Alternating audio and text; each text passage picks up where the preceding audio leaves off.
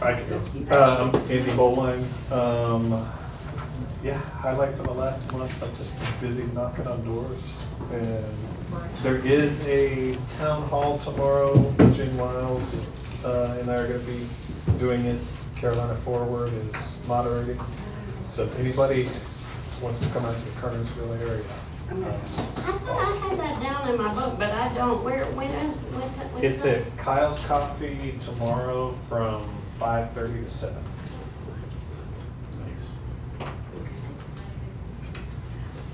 I went to a Kim Ritchie concert. Anybody know Kim Ritchie, the singer, female singer? No, yeah. Well, you're missing out. But anyway, she was at Muddy Creek and front row, and it was like she was in my living room singing. And she's, look her up. She's a great lyricist and female songwriter. Nice. Do you want me to go? Sure. Oh, okay. I don't know. I don't live here. I don't know. This month's been kind of crazy. I think a highlight of it, even though it was really stressful, was I was on the organizing team for like a civil rights and voter registration march. So I was traveling 1,000 miles through the deep south to get rural voters registered to vote. Yeah, and so I did the first 500 miles of that in person. So I got to travel from Nashville, Tennessee, all the way through Georgia into Birmingham, Alabama, before I came here to start helping on Ashley's campaign for the last push. So I'd say that was a real highlight, getting to meet people in rooms like this in all those states was really inspiring. This is Kelly, by the way. Hi, Kelly. Yeah. Nice to meet you. I'm still running. I'm still here. Are you still We're working so 4 glad. jobs? We're so Oh, glad 2 you now. are. Oh, 2. Okay. Yeah, I'm down to 2. So 2 what? 2 2 jobs. Oh, she was working 4 jobs. Yeah, yeah. I don't even know what else is going on. I just day by day at this point. 69 days. 69 days. You just go where they tell you to go. Yeah, pretty much. We're just doing updates on Or a highlight. Highlight for you, month. a highlight. Yeah. We are about to launch for Forsyth, a brand new podcast of the people, by the people, for the people of Forsyth County, North Carolina.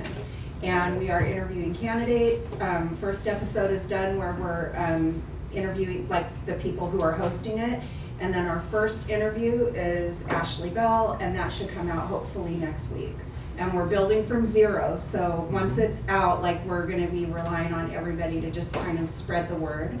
But it is not branded Democrat, it is just for Forsyth.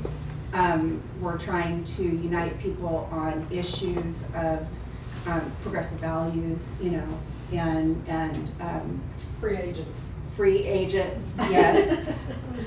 Trying to attract the unaffiliated voters and motivate people to take it seriously. We have, so we're gonna have candidate interviews. We have an Army veteran who's doing a civics segment each time. And we have a 16-year-old, some of you know him, Jeremiah, who is doing interviews with just whoever. He's interviewing him about how do you like life in Forsyth County, and then I'm pulling it together into a podcast. So it's gonna be really like the, it's an element that we're really missing right now, which is audio video, to get word out in a way that people really consume the information and hopefully motivate people to vote. So, very excited about that. what platform will you be putting it on? Well, we're gonna host the podcast on Substack, but we'll also be putting it on YouTube. Okay. And then everywhere, hopefully. And the goal is to establish now, promote the candidates now as best we can, do whatever we can to save democracy, and then also kind of get our machine humming so that as we go into 27, into 28, we're humming, like we know what we're doing, we have an audience, you know, like that. But it also gives us a way that we can hopefully get into places that don't necessarily, would not put up a Democrats vote here type of a thing, but we can still do it. We're not necessarily we're not hiding it. At the very end of the podcast, it says it's supported by the Democrats, but we're not being paid to do it. So it really is just a group of volunteers who live in Forsyth County who are trying to save democracy, and happen to be Democrat. And I will say, we're gonna go back to Deb, but she's been doing amazing work writing all these articles on, doing the research on the candidates. She is the Cardinal Scribe, if you've seen that anywhere. So every single day, she's been putting really helpful voter information out. If you haven't subscribed, definitely. Right. Sorry, I'm excited. I feel like That's the awesome. communications team at Forsyth County Democrats is doing everything we possibly can to give the community the tools to get it out, to try and help these candidates get elected. Just quick kudos, writing is fantastic. Thank you. I haven't seen this. Where are you seeing, where is it? So, Where are you posting? Substack everywhere. It's on Substack, but it's also on Facebook, Blue Sky, Instagram, and Threads. Okay, cool. FCDP and Yeah, it's the Democrats, yeah. And your for Forsyth is the number for, No. and Forsyth The is word for. FOR? Okay. Like, Got yeah, it. for Forsyth. Well, what we were, we were kind of like, our Democratic motto is for families, for futures, for freedoms. We can never remember what they are. Half of them don't apply to half the people. And for Forsyth is like everything. And eventually we want to do like for blank. You fill in the blank. What are you for? For Forsyth. And it's really beefing up the progressive Democrats. So, yeah. Cool. Will you shoot out to the Signal group whenever that does go live? Yes. I don't Yeah. know. Oh, the podcast? Yeah. Yeah, it's like the only thing I'm doing right now is removing all the ums and uhs. Which I have, it's automated, so I'm just like doing that tonight. Hopefully it'll get published, if not tomorrow, this weekend, and then we'll have Ashley's out next week, and then we have interviews with Cyril Jefferson, Jen Wiles. Are you being interviewed yet? Do you know? Do you want to be? Yeah. Yeah, so we're like, anything like that, if any of you ever want to be interviewed, like, we'll get you hooked up with Jeremiah. Like, we're really excited about it because we feel like it is going to actually move the needle. Because right now, everything we're doing is in writing. yeah, Or social media, it's still written. yeah. And people have to go get it. Yeah, and they can't just Subscribe to like the podcast. see it or see the subtitles or whatever. So it's a whole new, hopefully a whole new way of reaching, and then we can atomize the content, right? So we could just take clips from Ashley's interview and do little clips that she can use or that we can use, to kind of move it out. Substack auto-generates the clips for you too and post the video out. Ah, good. Nice. Yeah, and if you need something to edit the ums and ahs, CapCut has an automated Yeah, transcript yeah. feature that's really brilliant for that. Thank you. So that's On not it. it. Yeah, I am doing it automatically. Thank you, Okay. Laura. Yeah, thank you. Great update. Yeah, that is a great update. Well, and this is something that I wanted to bring up, but once we're done with the updates, I did, when There's we a- get to whatever new business. Yeah, we can do that at the end. But don't skip Deb, because. I know, Okay. you've already told them everything. No. Yeah, did you have a highlight for the past month? No, I've been doing all this work. Working her ASS off. Seriously, Yeah. this is not, there It was is time one set of races that I wanted to help with. And it took probably 6 hours for all that research. But it's very interesting to follow the money, is all I'm saying. Yeah. It's Oh, been yeah. very interesting. I really like the follow the money post that That's, you are doing. well, Yeah. it's all her. Yeah. Yeah, I'm just putting it online. She's writing it and doing all the research. She's trying to make it look pretty. Yeah, consumable. Yeah. But like who's, Lucille Puckett's Yeah. guy? Yes. Kyle Hall, Yeah. where all his money's coming from Yeah. and where all her money isn't coming from? Yeah. Interesting. All right, so first item, So Jen has taken on a new job and she feels like she has too much going on, so she is going to step down as third VP. So the officers talked about, as a process to, over the next couple weeks, see if anybody's interested, send it out to the whole group, and then do a vote at the next meeting. So that was our thoughts on process. Any input or feedback about that? On third VP? Re-electing a third VP? Yeah, that we would have a open nomination period, and you can self-nominate if Mhm. you're feeling it's a good role, and at the next meeting. Sound good? What does the third VP do? Let's look at our bylaws, that's a good question. That's a That's nice the question. one What does it out, have to be connect fueled with by? people out. I think, yeah, it was organizational connections. With people. Oh, Yeah. that's what you were doing. No, that's No, a people that's right, connection. that's right. I thought it was That was the, secretary. I'll pull this up before the end of the meeting. Yeah, When yeah, we'll find the- Yeah, we'll we'll find find the- the thing and before we'll the end post of the it as meeting, well. yeah. Maybe. So we'll come back to that. Other questions or comments about that as a process? Okay. Work group updates. So we have 3 work groups, policy advocacy, candidate support, and events and grassroots engagement. That was identified in one of the earlier meetings. We did a survey about what things should we focus on as a caucus, so that was the top 2 things that came up. So, policy advocacy, Michael's not here. Linda, Andy, you were in that meeting. I don't know if you want to provide, we had a meeting on Monday. Do either of you want to give an update? Andy, go for it. I can do it. Or you can do it, yeah. Yeah. But you start. Yeah, you fill in the gaps, Okay. yeah. Michael was going to work on a framework for us to evaluate the issues, both long-term and short-term, kind of decision-making, also a little bit empowering for people if there are issues that they see that they want to elevate. And then we decided to concentrate mainly our efforts right now around voting rights and education. And so we're putting together some material there.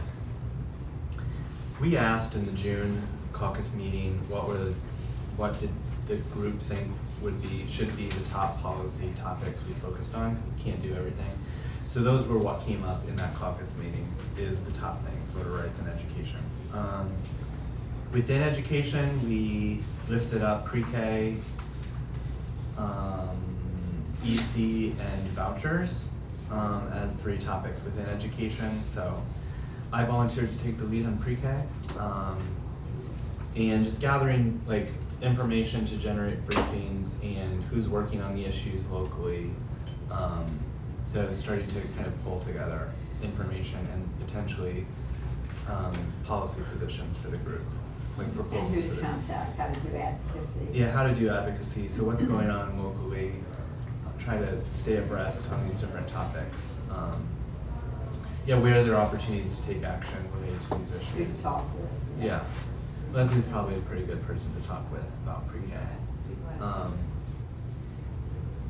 Okay, I feel like, Linda, did that cover it? Yeah, I think so. And then vouchers, elimination of vouchers. And also, these align with the North Carolina Progressive Caucus. If you look at their platform, they have universal pre-K, they have elimination of vouchers, and of course, voting integrity. So they align with the state Progressive Caucus That's a question. platform. Alright, so I've been pondering, like, where did the money come from to address the budget, the windfall? Does anybody know where that $45 million came from? How did they, or did it? Is that right? That the money, now we don't have that That's hanging clear. up that debt? How and where did that money come from? And why it concerns me, or is a thought, is that it goes back to universal, goes back to pre-K, right? And kindergarten, right? So, who paid the money and what is gonna be the cost to our community? Because no one has said where the money came from. But no one has asked the question where the money came from. And how is it going to impact community? That's the problem I have with our leadership. Because somebody is gonna come knocking at the door. Time For to the, pay up. for the, this was, yeah, and who gonna be the sacrificial lambs? Because we already have in schools, EC students who by law are required to receive those treatments.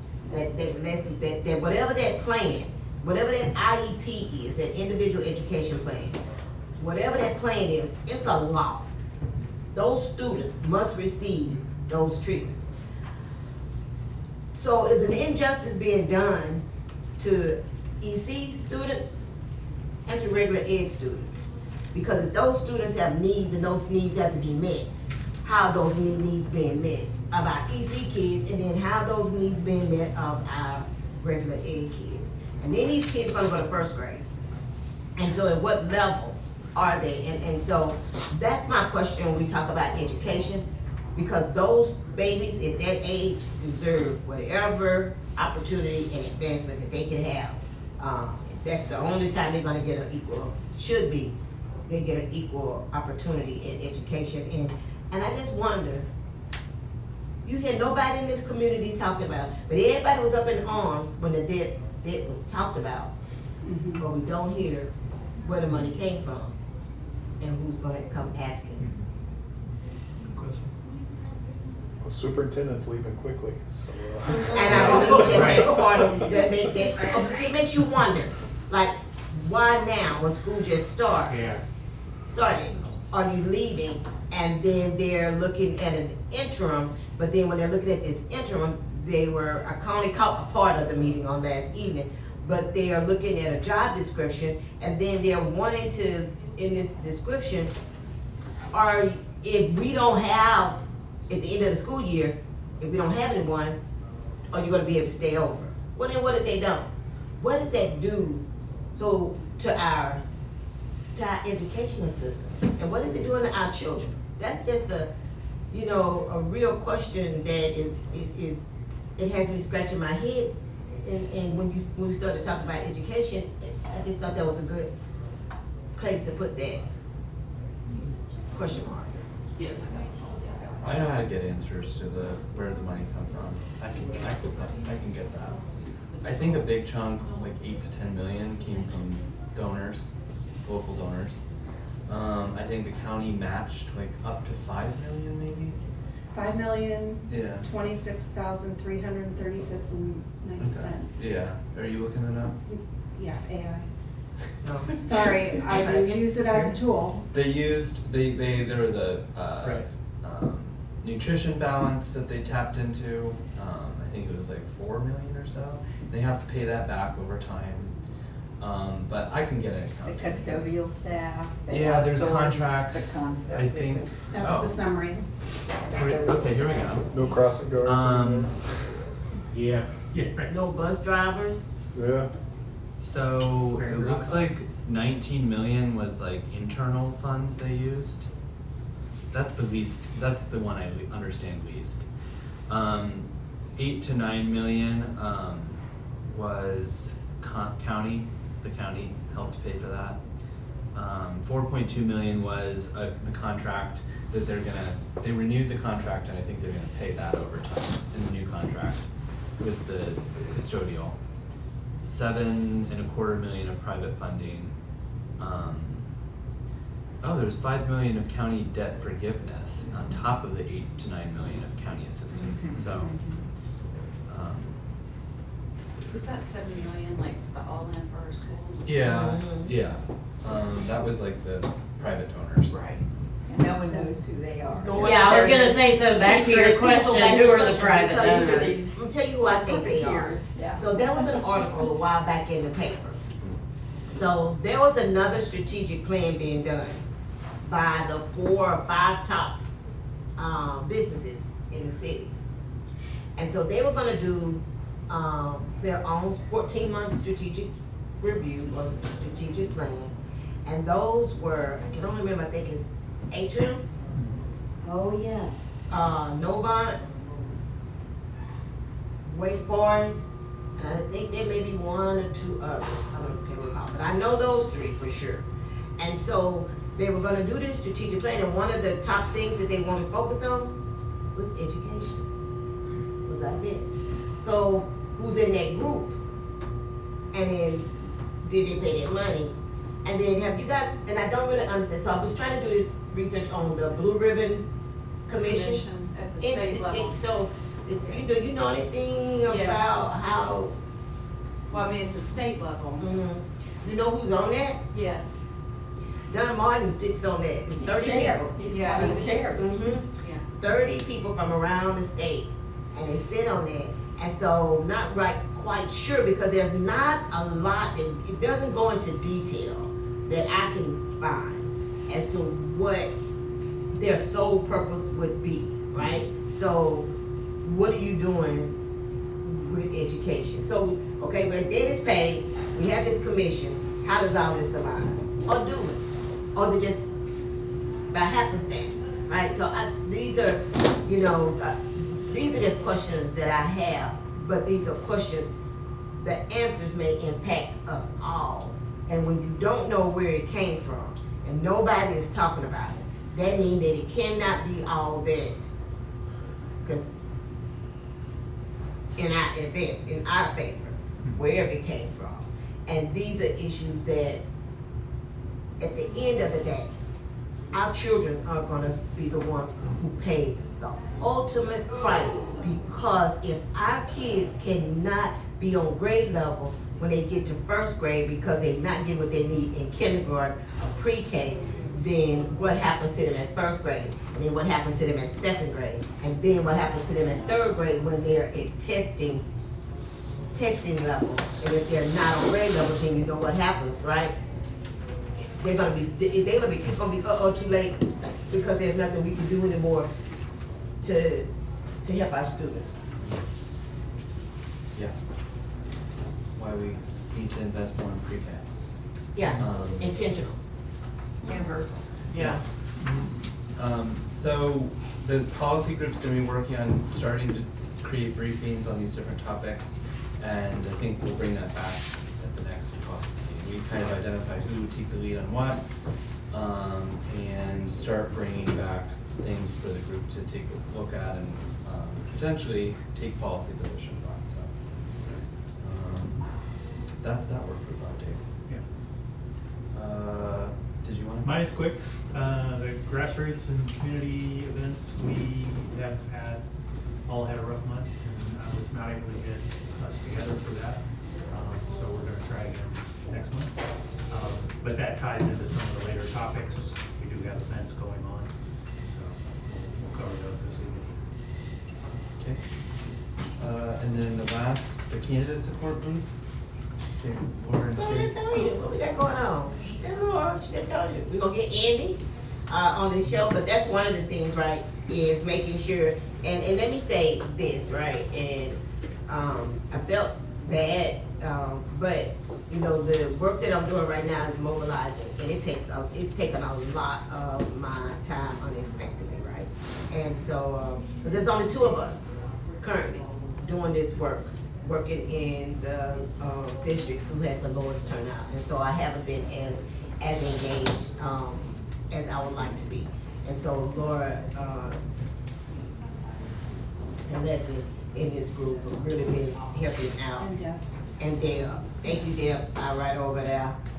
So I think one of the things that we looked at is candidate engagements and forums, which Laura talked about, and getting with Jen and Andy, and making sure that we are getting them exposure and being able to support them. And so, and Laura, you correct me, you and Leslie, if I misspeak, making sure that we're giving you that support that is needed, as well as to all of our candidates, creating that area to ensure that we're being inclusive for those who want to partake, and being able to get that support out that you need in any kind of way that we can support in this journey. And Nurse Bell over there. So making sure, right, that we can give you guys all the support that you need. And then looking at voter outreach and voter education. And I think part of what we may be able to do is, and I don't know, you guys tell me, because I am new to this, and so if I misspeak, please help me, but looking at, making sure we're doing nonpartisan events, right? But, looking at our progressive candidates and those efforts and those issues, those progressive issues, not just the candidate, but those progressive issues that we have identified that impacts us. You know, and then it's out here, you know, you hear a lot of people start to say, well, I'm not identifying with either Democrat or Republican, independent, right? Because it's down the fence, because you see what is happening, and it's not like they're in love with one or the other.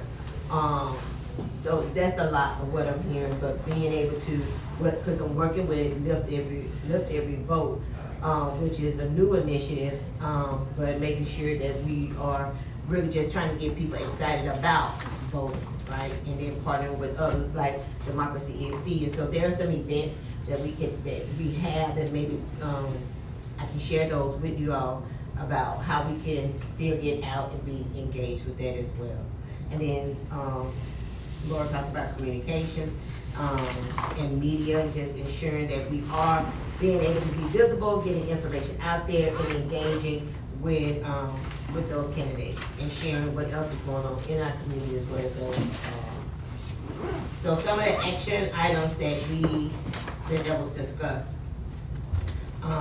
was making sure that Jen's campaign manager and Andy's campaign manager was contacted in support of these, getting them engaged with what we're doing. So I think if that's about, did I cover it in a nutshell? I think that's about it. I don't have a campaign manager, she's just. Oh, okay. It's not your 15-year-old? Yeah, he's my social media. So can we do, like, as a progressive caucus, can we do, like those little, maybe something on, and maybe it is, and I'm not out there on social media like that, but just, be intentional about highlighting those our progressive candidates, or maybe our progressive issues? Can we do something like that? I think, you know, because that will help individuals understand, because a lot of people are still kind of confused about what progressive issues are and who those candidates are. But if you look at the national level, I think they're doing a better job than we're doing on the ground about educating people about what those issues are. And I think those are things that we all talk about moving forward, and how we can sustain our own communities. And so if we could do something like that, I think that would be good. Maybe have our progressive candidates, and maybe a couple of us say a little snippet or something and put it out there so that people can start to identify with those candidates and identify with those issues. How would we decide on like who to like put out and support? Is it, I mean, there Or are, maybe if it's not candidates, maybe it's us. I don't know, you know. well, so there are candidates I mean, who are so- like members, caucus Yeah. members. I Yeah. mean, so that seems like an It's a easy great place thing. to start, yeah. Is work with those who are actual caucus members. What do others think about that as a starting point? I have something I want to bring up, but I don't know when is the right time. Is it Maybe a good this? time. Is it related to this? Well, kind of. Okay. It's about collaboration with other groups, because I feel like right now, trying to evaluate what's the best use of my time, and wanting to make a big impact and fighting for the democracy, like, it's urgent. And I feel like if we're just trying to act independently as a caucus, it's a really not a good plan. Now, that's just my opinion, but I'm gonna share my opinion, and my opinion is that it's bad. Like, we don't need to be trying to function as completely independent silo, figuring out who we're gonna endorse, you know, how we're gonna do it, creating our own event. Why? No, not right now. I feel like let's shoot that off until after the election, until like 2027, and then we can do all this like ground work for us getting an identity as a caucus. Personally, I would love to see us kind of table all of the silo stuff and just look at who can we collaborate with, who can we so for example, Camel City United Indivisible is a nonpartisan group, but they're also progressive and they're gonna be endorsing progressive candidates. So they're gonna have an event. Why don't we show up at their event, us endorsing them, not them endorsing, we're collaborating. Because I feel like if we could collaborate, there's so much work that's already being done. For example, Lift Every Vote. What can we do with Lift Every Vote in Democracy North Carolina so that instead of you having to do more work, the work you're doing is actually accomplishing more, and that's how I feel like with the communications work that I'm doing with the Democrats, we are gonna be spotlighting progressive candidates because that's where the voters are. I mean, and we care about it, of course, it's core values, but those are the people who unaffiliated people wanna vote for. We got 25 minutes, you guys. Sorry, I'm not trying, I just want to put it on my I mind. see how it is. No, it's okay. No, I feel cooperation. But what I'm trying to say is, what can we do that's gonna Amplify, not yeah. I agree with her. As a candidate, one of my biggest anxieties is watching all of these different organizations, not really knowing what any of them is doing Yeah. at one given time, and they're all doing different things, and It's not unhelpful. accomplishing. Yeah. Right. You're right, because we were trying to build like a coalition, right? One of the things is that, but we can't work with Camel City because Camel City is not actually, they're partisan. They're Because nonpartisan. They're supposed, well, They're supposed to they're be, supposed but to they're be. functioning, that's why we cannot, Lift Every Vote cannot work with them because Right. they are doing partisan work and by endorsing candidates like they have, so Well, we can't. That's- However, yeah. we can work with others. But that's what I'm and I saying, think that's what we were trying, that's They what can the goal. amplify too. We You- all have our Yes. hands in so many other things that right now, and I'm just talking now through the end of the year maybe, but now through the end of November, could we not just table us identifying Building things our own and making things, yeah. statements and doing all this research? Let's just work with people who are already doing it and work on this stuff for the next election. Now, that's just my Well, and opinion. if we look back at even the initial formation meetings, I mean, that was a common theme in all the meetings that we had about our charter and, how are we gonna be structured and that kind of stuff is we don't need to be building our own silos, exactly like you said. For the short term, amplifying, enabling, supporting is the best path. And that also then gets our name out Yes. as Progressive Caucus so that after the election, we now start to have recognition, we can start actually getting into growth mode. I support your. That's just my, idea there. Yeah. I feel pretty strongly about it in that, just coming to a meeting to kind of I don't, right now, the world's on fire. Our country is on fire and it just feels like this isn't gonna move the needle, but we're so connected. Like if we just went around the room and said, okay, what groups are you helping with? I mean, Yeah. could we do that real quick? Just watch the list. Watch how many groups we're all connected with. So if we could just be the progressive voice in those groups and get it out, I think it would be really helpful. Yeah, I agree with what you're saying. A tricky part of it is with the partisanship. Right. Because I'm with Repair to the Breach and the Poor People's Campaign. And if you look at our flyers that go out for Moral Mondays, there are about 10 organizations that we have fused with. We call it Moral Fusion Organizing, what Bishop Barber calls it.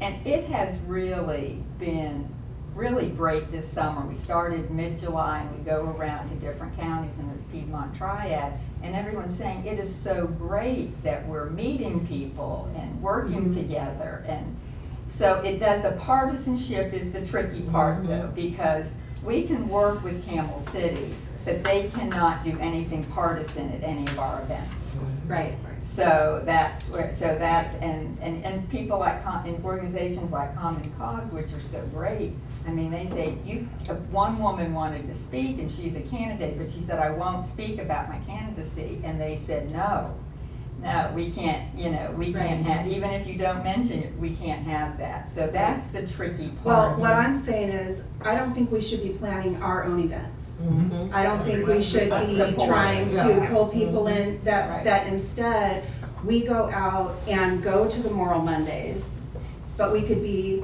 Progressive Caucus, basically we're there, maybe we ought to get T-shirts or buttons or something like that that says, ask me about the Progressive Caucus, but that we're just showing up and we're building, kind of like the Whisper campaign, like we're building momentum so that after the election, we can really dig in. Because that's gonna be another pivotal piece, right? It's after this. Well, it's gonna be election. challenged, It's gonna so, be Keep how do people we- accountable. Yeah. Yeah. how do we- I mean, how do we November 3rd is take not those gonna be next the end steps? of- No. It'll be the the beginning. battle. it's the beginning of the It's the battle. I mean, what is the singular goal? To me, the singular goal is to get everybody out to vote. I mean, not even in a partisan Yes. way, just Mhm. get Right. everybody Get out. to vote, Yes. Because yes. if we get people out to vote, we're gonna win. Yeah. That's the Right. whole thing. That's We what's don't even happening have to say already, who right? we're voting for. Like, and that is my entire anxiety is if we can't get people to show up, then we are all screwed. And I think that's what we're feeling, right? I think that's why I'm feeling, I know that's why I'm in this state, because this is where we are, and it is because we in this city are working in silos. And so until we can start to coalesce together all around democracy, because it doesn't matter where you come from, what you look like, democracy is at stake for all of us. And so we all want to see things, go, we want to see it. What Bob said, when I came in, you want to see us go back to, what he said, something about, something about the presidential, right? Just going back into, to an era, before we got here. And then looking at how we're engaging and what we're showing our young people, right? That's a big piece, because for us, it's getting at least 6,000 votes to be able to make some difference in community, especially in those areas where we had in those precincts where we had the lowest turnout, is being able to lift those voices. But we gotta stop working kind of like against ourselves if we're gonna be able to make a difference, so. Yeah, and I was on a Zoom with Bishop Barber last night, and he's calling it vision voting now. Like, what is your vision?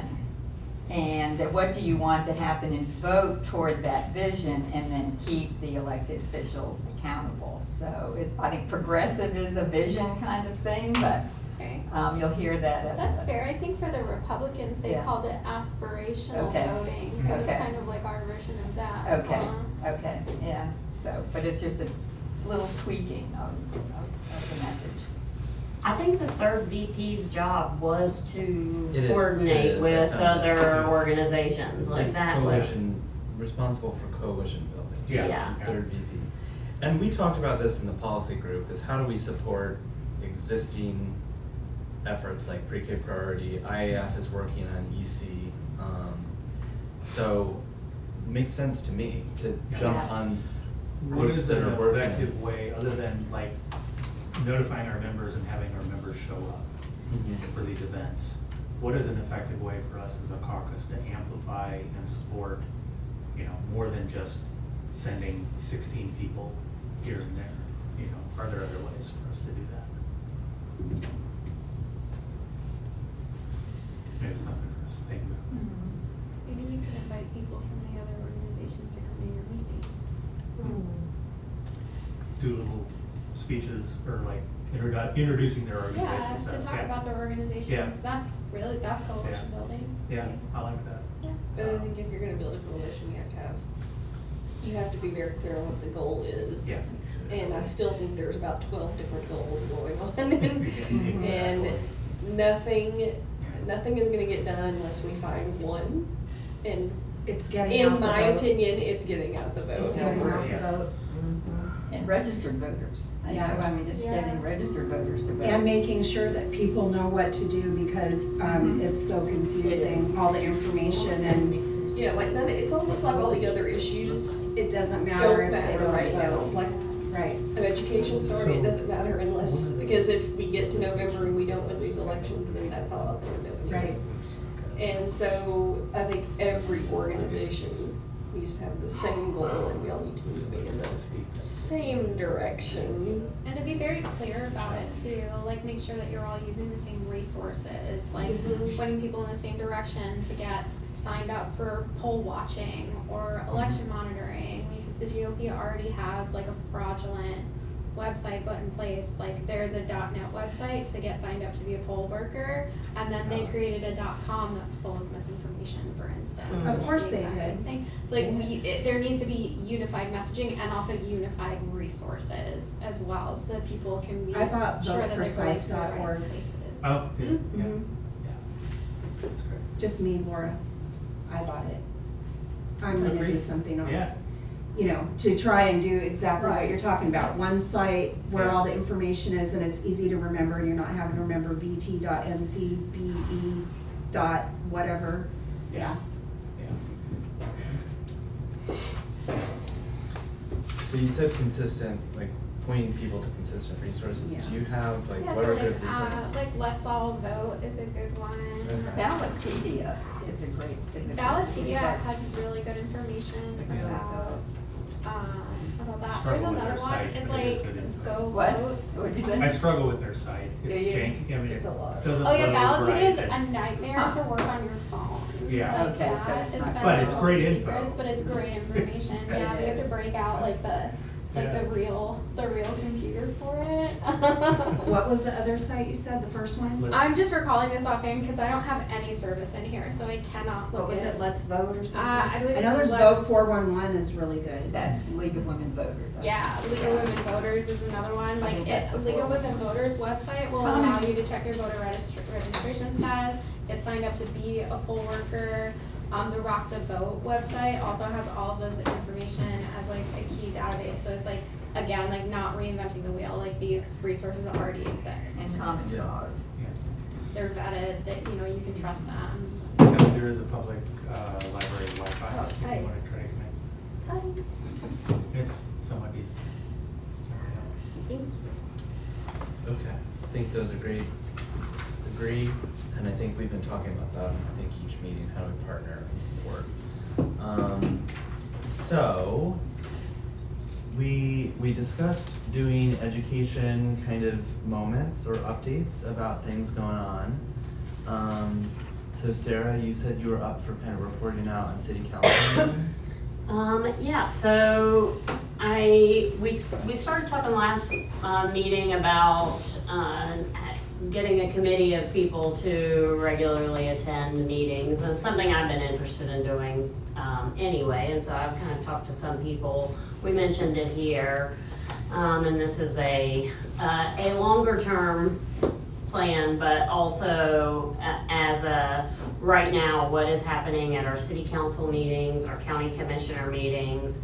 I'm watching things like, all types of things, but data center placement, for example, those things happen in those meetings. That's where these zoning requests are made. That's where people come in and in a very monotone way pitch whatever their idea is, and people are just checking boxes unless you know what they're talking about. Like, so these things happen already. By the time we find out there's a data center being built next door, we already missed all the meetings that led to that. And so I've also been working with a group called Hate Out of Winston. You've probably heard of them. And I worked with them a little bit. They have a couple of initiatives on the table at City Council, so we had discussed, I went to back them on one of their initiatives about decriminalization of marijuana. I'm a healthcare professional. I work specifically in oncology, and so that is one place where it is used medically all across the world with great results for people's going through chemo and other types of cancer treatments, and for chronic pain, all kinds of things. But the decriminalization part and the importance of it is because of the way that it people get prosecuted for. It's just by and large, people of color are the ones getting pulled over for these things, and regardless of your color, once you are in the system in that way, if you don't have money, you have a very hard time getting out. So then we have our jails filling up with people that really shouldn't be there in the first place, and those type of things. So we're trying to, I'm interested in people in our community whose day-to-day lives, their needs are not being met right now. And so I think about the progressive issues that we all talk about, having housing, having access to food and schools and those type of things, and safe environments, safe living environments. So support for domestic violence survivors, and I think the policies for those type of things happen in our local meetings, and so that's why I'm going. If anyone's interested, well, it'll be a thing we can talk about over time, but if you're interested in getting involved now, let me know. We need to start thinking about recruiting progressive candidates for the elections next year. Yeah, 100%, and that is one thing I've thought about too. Like who is up there now? What are they doing? How long are they going to be in office? Who could we get to replace them? I'm like, some of these, you look at some of these meetings and I'm like, that could be me and all my friends up there if we were running, we could 100%, we could 100% beat these people. I think, a lot of people just, I've it been to some of really their is. meetings and we could do it. Yeah, it I've really met is a some of our numbers members. game, honestly. Yeah. It's not, do they have more money than us? Yeah. Can we get more people out to vote than them?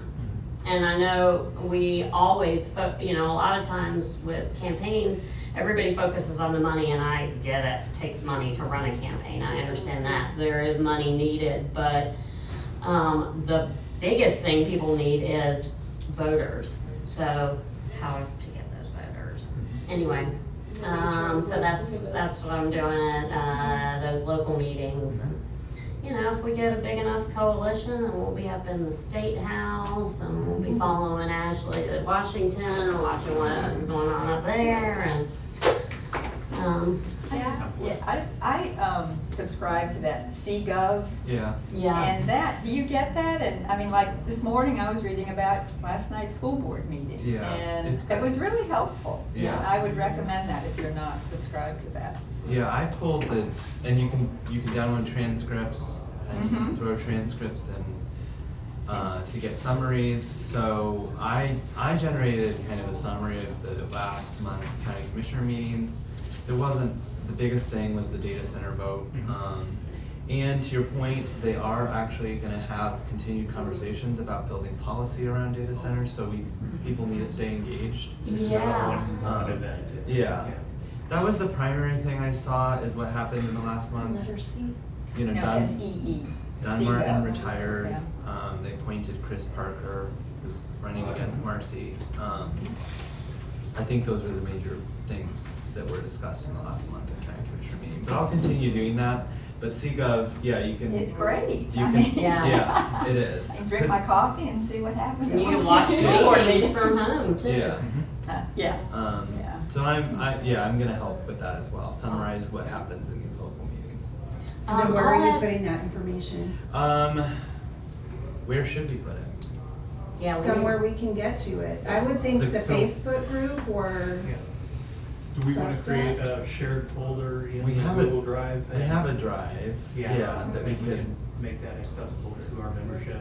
And Yeah. we can post our regular. but getting it to us isn't the goal, right? Right. It's getting it Yeah. out. So you could get it to me, and I could put it out to Democrats. If you build like if you wanna do it like on Facebook or something like that, you know, you could put it, or on Substack, if it's gonna be text, you have that other Substack, is this aligned with that? Yeah, I think so. So, but what if you put it on that and then we repost it? Yeah, And then, and Michael was talking about how do we have a process for, you know, sharing this information. So I think the policy advocacy group, we can work on that. yeah, cause On it's process. more than just us that needs to Right. see it. Yeah. We're already on board, like. Okay. You had some other topics. We did. I wanted to make sure we give at least a couple of minutes to talk about candidate events that are coming up. Because as Laura and all of us agreed, like getting these folks selected is goal number one, with goal number two being much further down the list. Right? So if we don't flip some seats, then none of this really matters next year.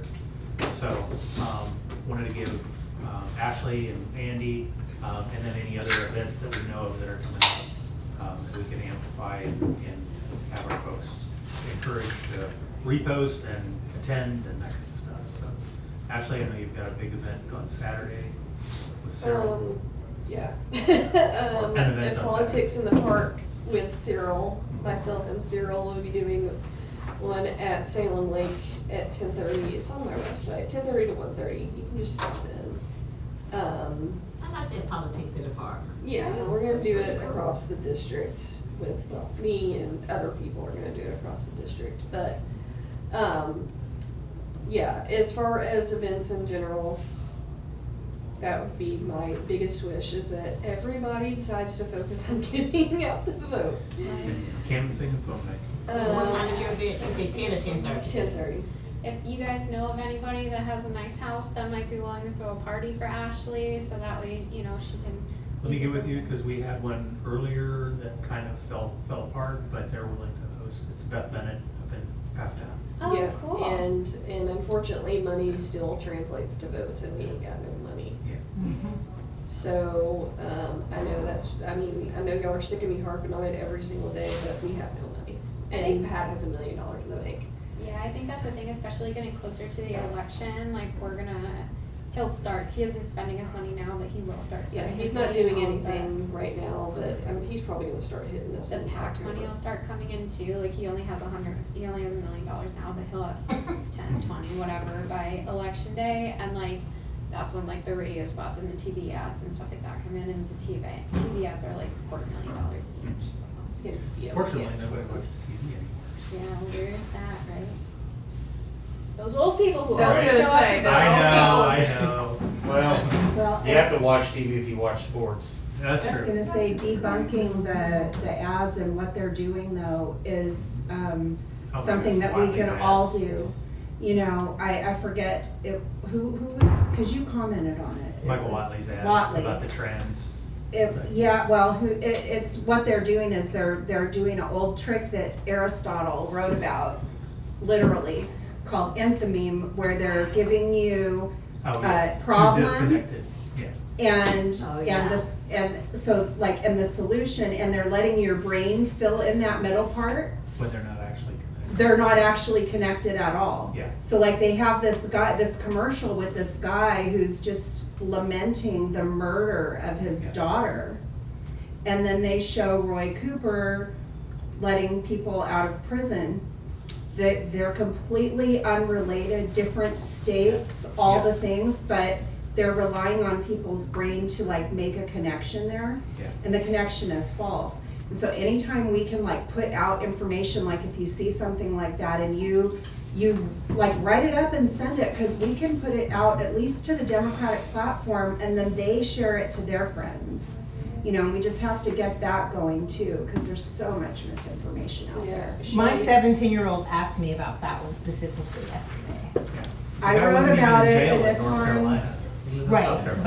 but, you know, Yeah. I guess to your point about voting, Ashley, too, like, there is this big shortfall, 18 to 25, right? So my daughter's 17, so for her to be so startled by what you just described, for her to come to me, like, worried and upset, like, this is not true, right? You know, speaks to Ashley's point of, like, how do we get people to vote? And Yeah, like Shelley Hedden, who's running for state senate in Greensboro, her opponent is literally creating AI deep fakes, putting them on mailers and saying all kinds of. It's Is so that illegal awful. now? It's so awful. You would think that it's happening. Like, I mean, it's all Yeah. over Facebook. I mean, they literally have like created new images of her Yeah. and are sending them out on mailers. She's a first-time candidate too. You know, what older Like, people who see that, who don't get out, is they don't know, They don't right? know. Because The rules don't matter. yeah, the rules don't. That is the point. But you know what? The rules don't matter for us either. Yeah. And so whatever we got to do to get people to the polls, I don't care. We got to drag them out of bed. Like that is like my singular focus right now. My campaign manager can focus on everything else. That's the other thing too, Yeah. because of like all the difficulties with that are bound to come about with like where people's polling locations are on an actual election day, etc. Like I think a lot of nonprofits are trying to organize poll rides for people to like just go pick them up and bring them there themselves. you know the Like, issue is, right, it's not just about getting, getting people to the polls. But it's about people getting engaged in the community. Because people are gonna go to the polls for why? Why, right? Yeah. And so I think it's about galvanizing people around community issues. And it's meeting people where they are. And it's understanding where those votes are not and go get those people. But you gotta find out what's important to people. And when you don't have people going into communities and areas and being intentional about engagement, which is one of the reasons, I think it kind of like happened for us to be out in community, right? But it's getting people to understand why you should vote. And if you haven't had a conversation with a young person, they are so disconnected because they don't believe that their vote matters. They gotta understand that these are it's what matters to you. And so instead of me trying to convince you to go vote, I need to understand what's important to you. Because what matters to me may not matter to you. What matters to my child may not matter to your child. But we gotta figure out, and the only way you can understand what matters to people is to have those conversations with people. And then when you can have those conversations with people, you understand where they're coming from, and then we can get them to the polls. I mean, because I'm out there, having these conversations and trying to, I just can't tell them. I just figured, okay, I'm trying to help you understand. And you're a single mom with a child, right, underage child. And so I can tell you why I think you need to be engaged, but you need to tell me why you think you don't. And then we can have a conversation and then try to pull them in, because it's hard to try to get people to change their thought processes about why because of all of the things that we just talked about, all the disinformation that's out there, all of the stuff that's on social media that young people are reading and trying to make it relate to their world or whatever their narrative is. It's somebody that's feeding into what that algorithm is feeding into what they're thinking, and it's not actually what we know that it is. And it is a trick. It's tricky, not a trick, but it's tricky or to get people to want to care. Yeah, and I agree with you, we really need to focus more on the local and how what happens locally, I think, affects people's lives. I would say maybe the exact opposite. I feel like people gravitate more towards national issues. I understand the argument for local, and I think both matter, but especially for younger voters, a lot of, I'm 31, so I'm probably the youngest one here. A lot of what we focus on is more national issues. The local ones matter, but the national ones are just as important. Maybe for the people who don't vote, the non-voters, maybe to get to bring them in, maybe start at the local level. Well, I think if people get, I kind hear of what you're saying, reflected okay. on why so much focus on national politics in my own life from the time I was young. And it's Democracy Now! Came on the air in the mid-90s, and I had a lot of good information about wide-ranging issues, but none of them were local, that most of the information we get is about national or international things. We sometimes hear state stuff, snippets of local, but we don't have regularly have information about what's happening local is one of the reasons I think people are more interested in national stuff. I think as we get older too, we start to recognize how even the national issues impact us locally and how much impact local issues have on our life. Whereas when we're young, we don't have that experience yet, and what the city council member's name is has no bearing on my life with the things that I'm doing until I get older and I'm owning property, and now all of a sudden it does matter, you know, those kinds of things. Think about housing. You know, people are being put out of their homes. So you have companies buying properties, and people are being evicted from their homes. And then they're putting you out of your home where you may be paying $1,000. But then you gotta go and you can't find anywhere to rent. Then you gotta pay, your rent is what, you go from $1,000 to $1,300 a month, right? And then they're gonna take this house that they just evicted you from, they're gonna do some remodel, and then that house is gonna be at $1,400 a month. And so you're displacing people. This is a real issue. And then guess what? There's no way to get for people to get assistance with this issue of being displaced. We cut the emergency funding for housing. There's nothing. You know, there's nothing with, and people are being displaced, and it's happening every day. I just know of 2 people that it has happened to this month. In the last 2 weeks, people are just being put out of their homes because corporations in Idaho or somewhere is buying property here in Forsyth County and charging what they want, and there's nothing that can be done about it. Yeah. Those are issues that people, you know, need to come out as well, local and national. And Right. keep officials accountable. Mm-hmm. I think they will kick us out. Yeah. I was Yeah, gonna say, we gotta get. The 2 briefing papers that you'll have, this is not for anything for right now, just starting to look forward at issues that we as a caucus might wanna take a look at and tackle after the elections. But, you know, it's a good time to start educating ourselves now. So, one was about the abolish ICE statement that we decided we wanted to make as a caucus.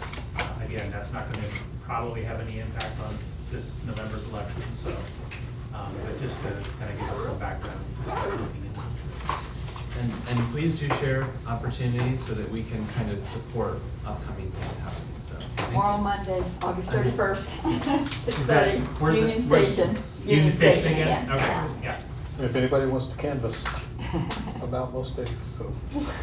Yeah, Dr. Claire Crawford from Wake Forest, she's in the Department of African American Studies and Political Science. She's going to be one of the speakers, but she also has something happening at Malloy Jordan on Friday night and Saturday about America, about, again, this vision about where do we want to go. So I would highly recommend that too. All right, thanks everybody. Does anyone know Carrie P-E-A-Y, or Marilyn Baker? Yeah, I know them. Okay. They have, there is an old Progressive Caucus Facebook page, like an outside facing Facebook page, not a group, that I've been trying to get a hold of. Somebody just finally responded and said Carrie P. and Marilyn Baker were the last people that had control over the page. I can build a new page, but that page already has 431 Oh, yeah. followers, so Yeah. it would be great to be able to take that. Adam, I think they were gonna maybe reach out to you. so, Okay. I don't know, I'll- you're on Facebook, right? Yes. Okay. I'll be on the lookout. Check your messenger. Okay, sounds good. Yeah. Cool. But that would let us also amplify things to people who are ready to make. It's like Have a good night, everyone. several articles. Thank you, everybody. Thank you. Oh, this is so cool. Yeah, thanks for coming. And I was happy to add some things I've been collecting. Okay, and also, it's kind of become a really good. So you gotta do your There's snacks up here if you want any from the road. Seriously. Thanks. Road snacks are always good. I'll see you on Saturday. You're not in my, you're not my representative, but Sarah Liz, but. I'll take you.